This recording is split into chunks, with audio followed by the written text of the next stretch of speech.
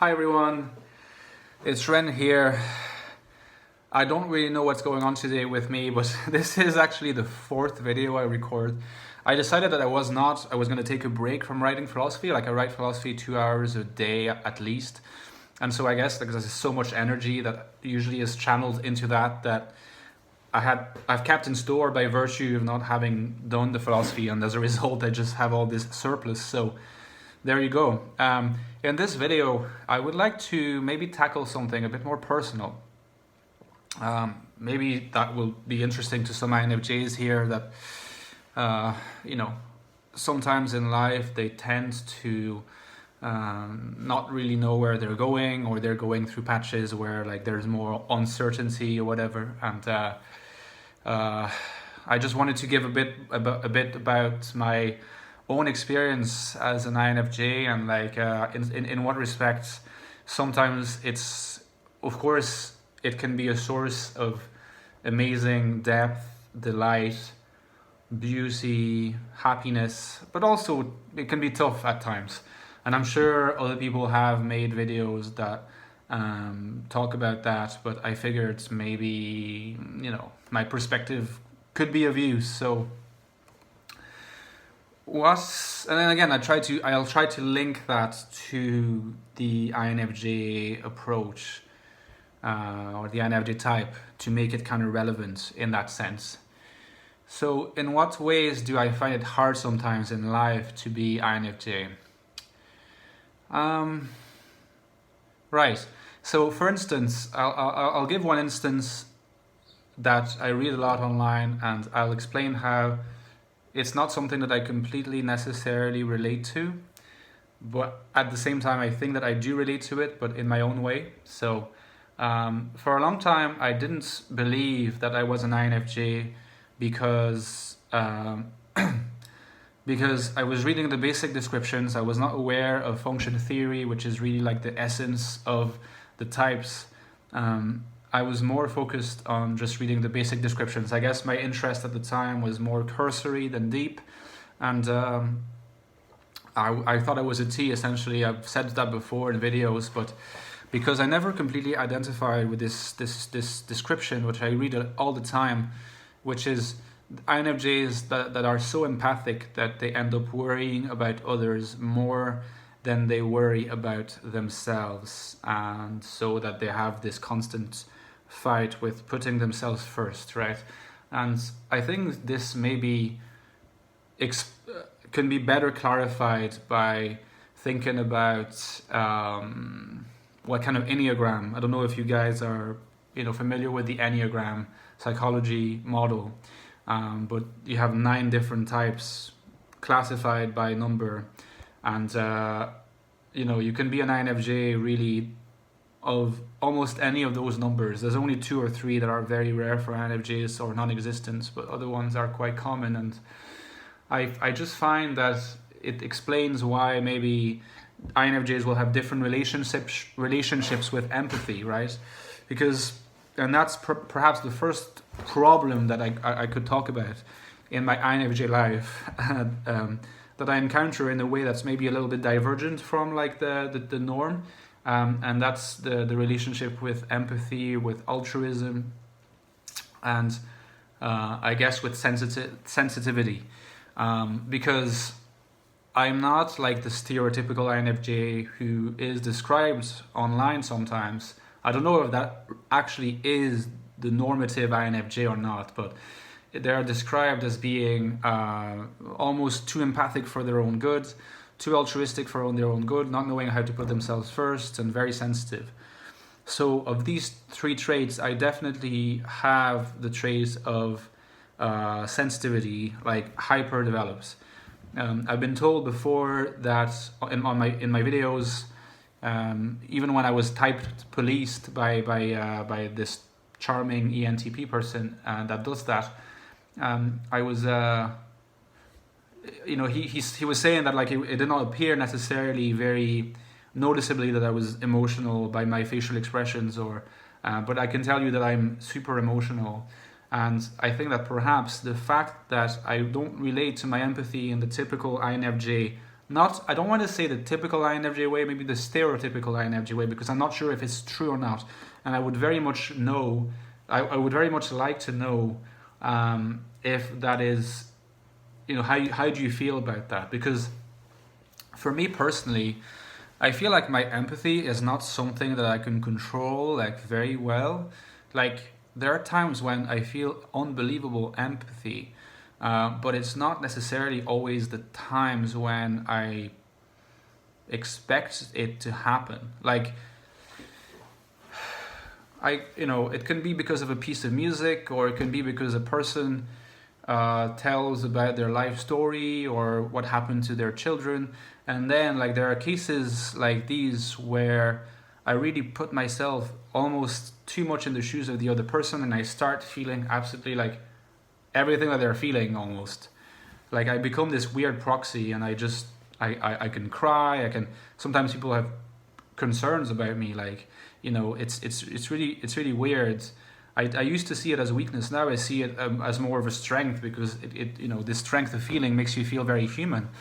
But at the same time, it's not necessarily something I control, and it's not necessarily something that's linked to altruism necessarily. And that's kind of the thing I want to emphasize here, is that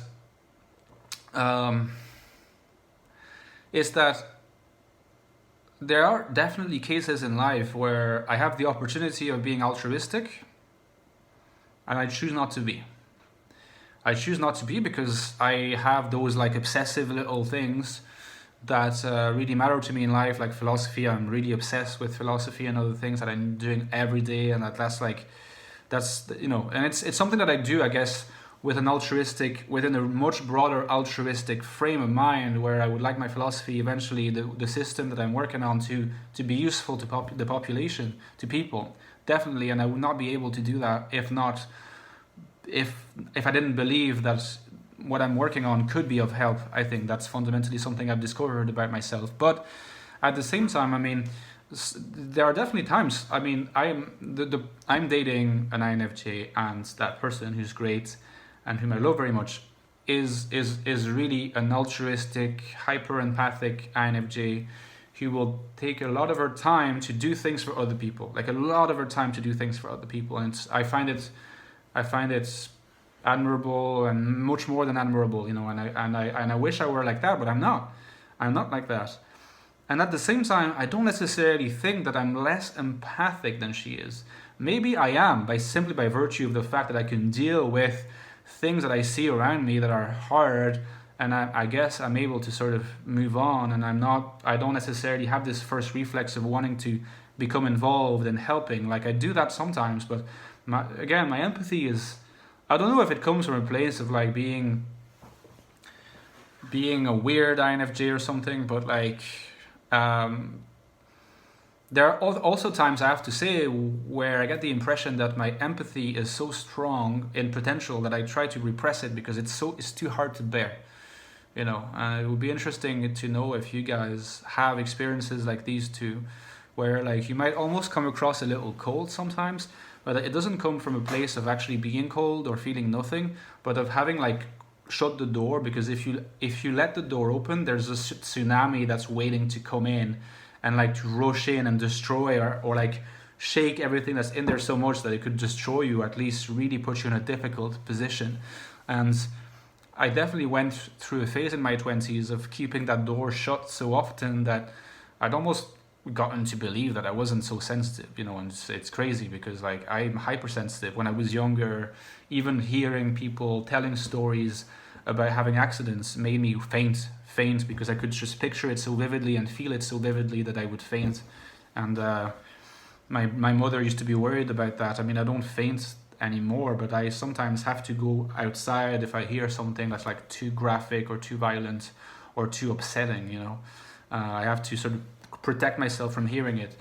But at the same time, like I said, it's not like when I hear something like that and it has a content that might suggest, okay, get involved, help as much as you can. It's not something that I would do necessarily, and you could say it comes from a place of selfishness, but and I do think that to some extent I am selfish. I'm not a particularly non-selfish person. I'm individualistic, that's for sure, and I'm an Enneagram 4, by the way, for those who know about it. But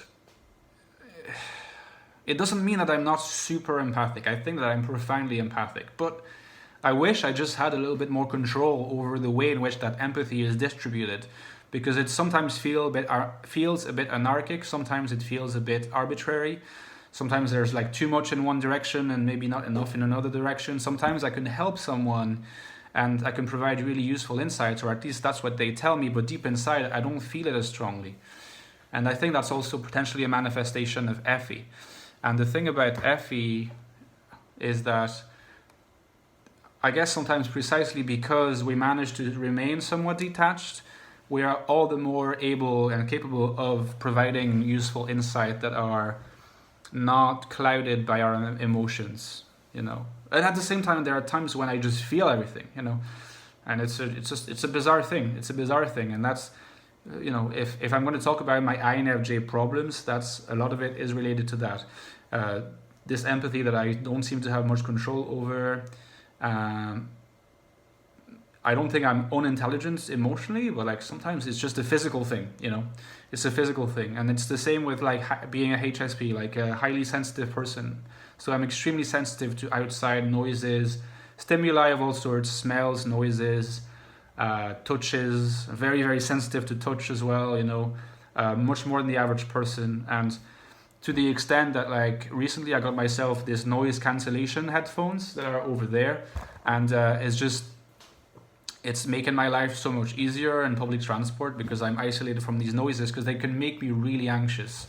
It's like I'm absorbing everything constantly, whether it is emotional or sensory, you know. And I shut myself out sometimes as a result, but then with that can come across a certain coldness, a certain numbness that is not really me either. So my typical INFJ battle is to try to keep my empathy in check, but without allowing it to be protected by a wall of ice either. You know, that's how I would see it. But I do wish that I could be a little bit more selfless in the future, you know. Hopefully my girlfriend will, you know, help me for that, because that's something I wish to do, but probably it's connected to my barriers, the barriers that I think are necessary for my own survival, but I may be putting too much emphasis on it. And we'll see what the future is like. But yeah, that's a typical INFJ. Well, it's my typical INFJ problem. You know, how do I manage my boundaries and my empathy? How do I not do not enough? How do I not do too much? How do I preserve my psychological health? But at the same time, how do I make sure that I give as much as I can possibly give to others? All right, see you guys. Let me know what you think.